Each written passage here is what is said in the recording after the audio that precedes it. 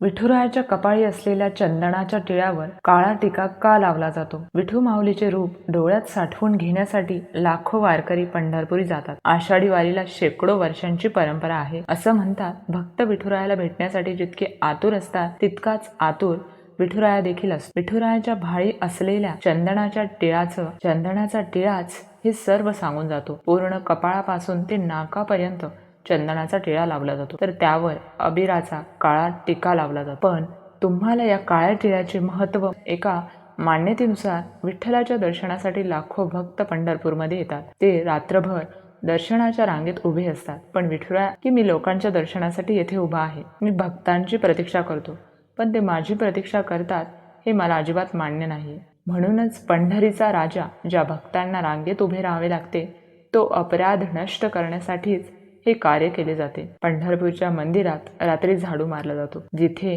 भक्तांची रांग असते तिथली माती जमा केली जाते. ती माती चाळून त्यामध्ये चंद्रभागेचे पाणी मिसळलं जातं. त्यात अबिराचे मिश्रण टाकून हा टिळा विठ्ठलाच्या कपाळावरती लावला जातो. असा हा कणवाळू असलेला पंढरीचा राजा किती मायाळू आहे हेच समजते. जो जगाचा पालनकर्ता आहे तो भक्तांच्या पायाची माती कपाळी लावतो.